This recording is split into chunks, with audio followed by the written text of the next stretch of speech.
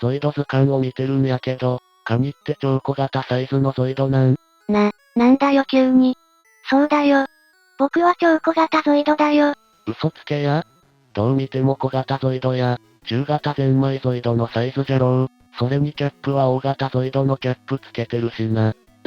まあ、バトルカードでは S サイズに分類されていたけどね。大型ゾイドのキャップをつけてるのも謎やな。それは、お前と合体した時の見た目を意識したんじゃないかな。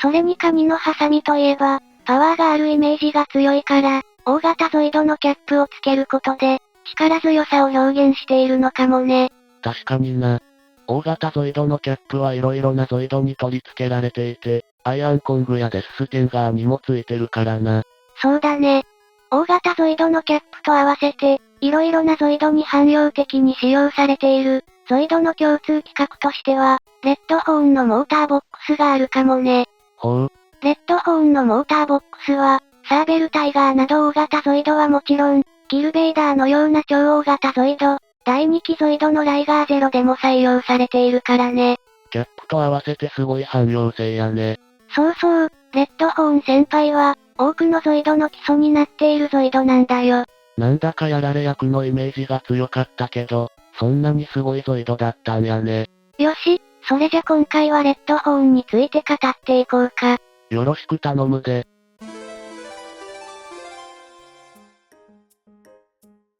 まずはいつものようにキットについて語っていこうか。さっきも話してたけど、レッドホーンのモーターボックスと、キャップは色々なゾイドの基礎になったんやね。そうだね。レッドホーンが初めて発売されたのは1984年。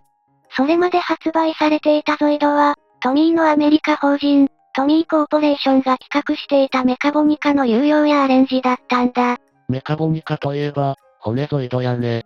ビガザウロを6本足で開発しようとしたけど、実際に存在しない動物として、トミーの上層部が却下した話を聞いたことがあるな。そうそう、1983年にはメカボニカのガリウスや、メカボニカを有用したゾイドマンモスが日本でも発売されたよ。そして、翌年の1984年には共和国 VS 帝国という構図でゾイドゴジュラスや、レッドホーンが登場するんだ。ゾイドゴジュラスとレッドホーンの登場によって、今まで続く共和国 VS 帝国という、ゾイドの基本構図が完成したんやね。そうそう、それにゾイドゴジュラスはビガザウロの有用だったけど、モーターボックスから日本独自に設計されたゾイドは、このレッドホーンが初めてだったんだ。ほう、初の国産ゾイドになるんか。ゾイドの生みの親と言われる徳山市、二階堂市、藤野市によって考案されたモーターボックスは、第2期ゾイドまでゾイドの基礎として活躍するんだ。さっき言っていた、ギルベイダーやライガーゼロでも採用されているのはすごいことやね。設計が良かったんやね。そうそう、ギアボックス自体もアップデートされていて、第1期ゾイドでは電池を2つ使用していたんだけど、第2期ゾイドでは電池1つで動作するようになっているんだ。それってめちゃくちゃすごくない？子供からしたら、使う電池が1つで済むのは、お財布にも優しくて良いやね。まあ、元から電池1本の 1.5V で動作する設計になっていたんだけどね。回路的に安全性を高めるために、1本だけ使用するように変更したのかもね。そういえば、安全性を意識して電池ボックスをネジ止めするゾイドもあったやね。子供が扱うおもちゃとしてしっかり考えられているんやな。それに第3期ゾイドでも、このモーターボックスを元にしたと思われる、共通モーターボックスが採用されているのも印象的だったね。せやな。電池1本なのはもちろん、歩行用の軸に加えて、ギミック用の軸が1つ用意されているのは、レッドホーンのモーターボックスをさらにブラッシュアップした感じがあって、ゾイドの進化を感じられたわ。それにこのモーターボックスを採用したゾイドには、軸の関係で共通のキャップが取り付けられているのも特徴だね。ジェノザウラーとか例外はあるけど、ゾイドのキャップといえばやっぱりこのデザインよね。そうそう、それにレッドホーンのモーターボックスをベースに、カスタムしたモーターボックスも存在していて、アイアンコングのモーターボックスもレッドホーンのモーターボックスをベースにしているんだ。鳴き声出したり、目が光ったりするのに、ベースが同じっていうのは驚愕やね。キャップが同じだから、なんとなく推測はできるんやけど。キャップによってゾイドの系譜を、なんとなく予想できるのは面白いポイントかもね。レッドホーンのキット自体は、最初の純国産ゾイドでありながらも設計が良く、遊びがいがあるゾイドになっているよ。デザインからして、手に持って突撃して遊んでも面白そうやし、歩かせても、歩行に合わせて口と武器が連動するんやろ。それに手動で武器を動かして遊べるし、すでにゾイドとして十分なギミックを持っていて、恐ろしいで。そうそう、1984年に発売されたゾイドとは思えないほどの完成度になっていて、そのギミックは第2期や第3期ゾイドにも引けを取らないよ。レッドホーン自体も時代に合わせて変化しとるからな。第1期ゾイドの後期ではダークホーンになってガトリングを回転させるし、第2期ゾイドではクリムゾンホーンとして新しいギミックを搭載するし。確かにね。どのキットもベースはレッドホーンなのに、ギミックが別物になっていて、本当に設計が良いゾイドだと実感するね。Y も背びれを交換することで、レッドホーン並みに色々なギミックを搭載する、伝説のゾイドになるポテンシャルがあると思うんやけどな。お前の場合は、動力を伝達する機構が複雑になりすぎたのかもね。その点レッドホーンは、背中にモーターボックス直結の回転軸が出ているシンプルな機構で、汎用性が高かったね。シンプルなのが最強ということか。ただ、ギミックや構造、デザインは素晴らしいものの、初期のゾイドだけあって、今見ると足のパーキングラインのズレがひどかったりして、最近のプラモデルに慣れている人が衝撃を受けるところがあるかもね。ゾイドワイルドでは後継っぽいステレイザーが発売されたけど、レッドホーンの良さは感じなかったからな。後継者がおらん気がするで。そうだね。人気ゾイドでカスタムしやすいのに、ゾイドオリジナルでも販売されていないのが気になるところで、ひょっとすると2011年の海外の災害によって、金型が破損したのかもしれないね。40周年でライガーやデスザウラーの AZ モデルが発売されるけど、初の国産ゾイドであるレッドホーンにも光を当ててほしいわ。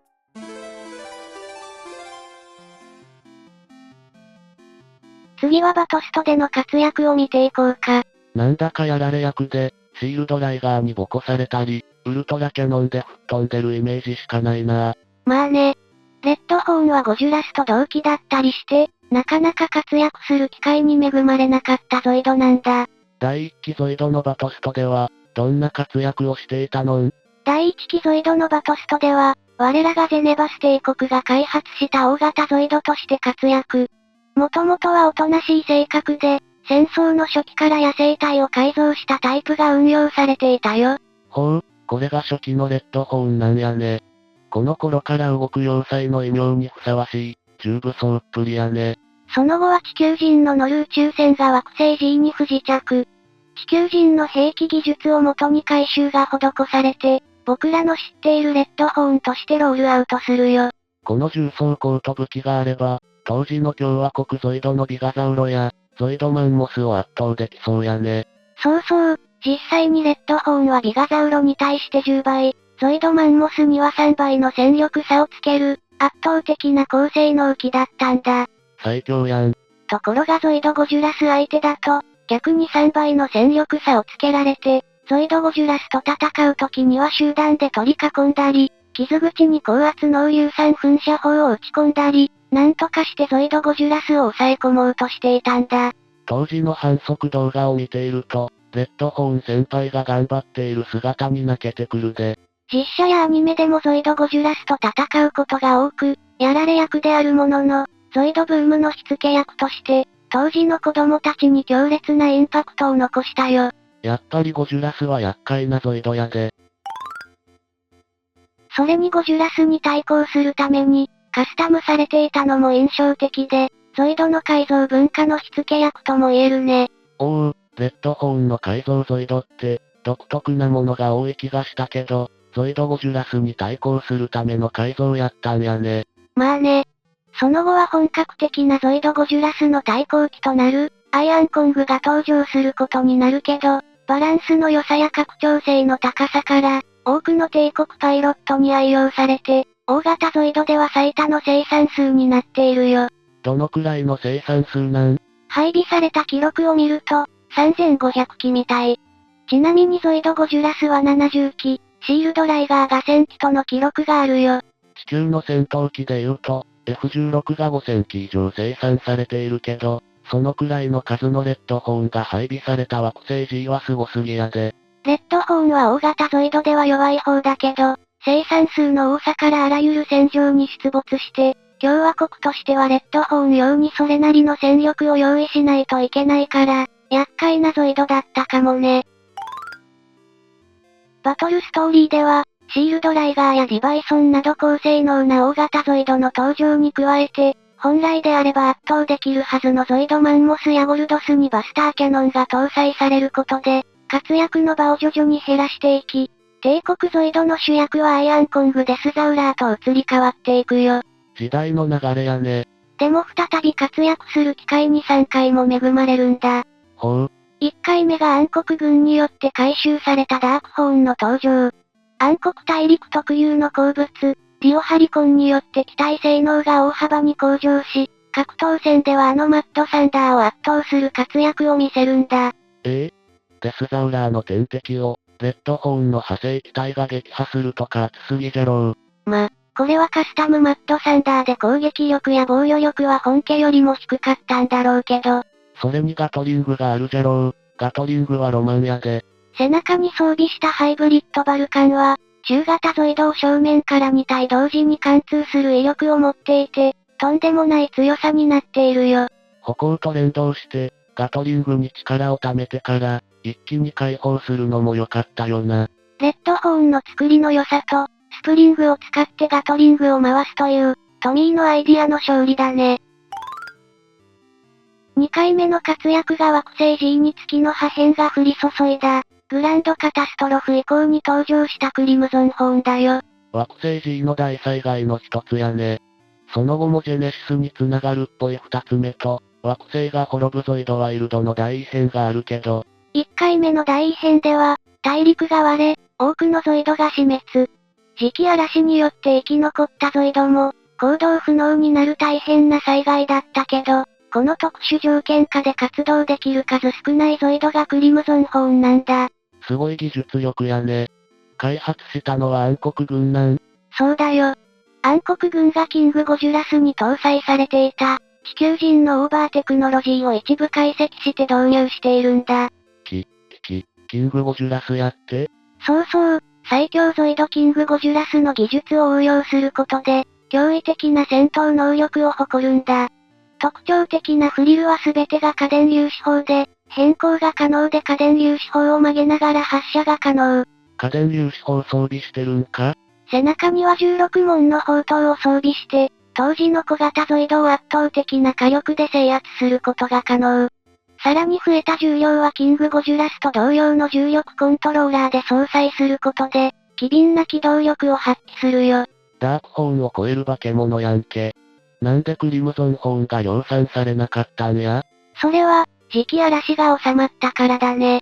磁気嵐で行動することを前提にしていたから、磁気嵐が収まることでエネルギー供給が間に合わなかったり、重力コントローラーが動作しなくて、自重で潰れる問題があったんだ。特殊なゾイドすぎるでしょ。3回目の活躍が磁気嵐が収まった、第2期ゾイドだね。これは知ってるで。1999年に発売されたガイロス帝国のレッドホーンじゃろう？そうそう、名前や見た目こそはレッドホーンだけど、中身はダークホーンで、単純な戦闘能力はゼネバス帝国のレッドホーンを凌駕するよ。それを相手に勝てるシールドライガーやゴジュラスがすごすぎじゃない？まあね。最初はコストの問題からハイブリッドバルカンが搭載されていなかったけど、戦争の激化によって後に搭載されることになるよ。アニメでも後半では、ガトリングつけとったからな。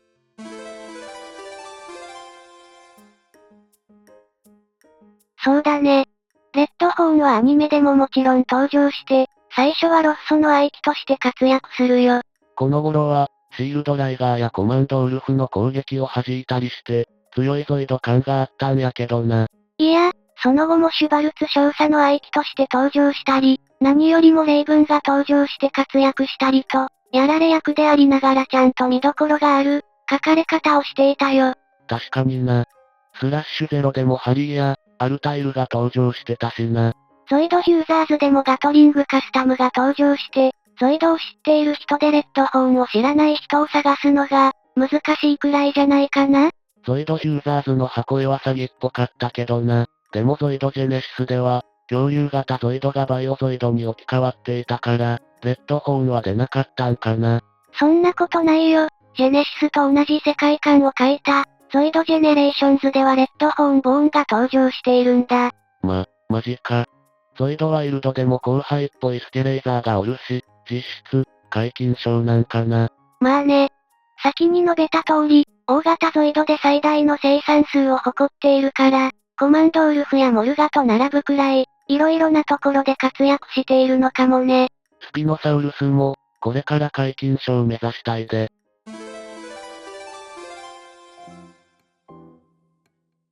最後にバリエーションだけど、さっきまでの解説で凄まじい数を紹介してた気がするな。発売されたバリエーションとしてはダークホーン、クリムゾンホーン、グリーンホーンが存在するよ。カスタムでは第1期のバトストでブルスタインやバーナス、ロングレッグサリーとか、とんでも系が多い気がするな。第2期ゾイドでは王道的な改造が施されたものが多く、特に機重新世紀ゾイドでは、レッドホーン長距離砲撃型タイプが登場。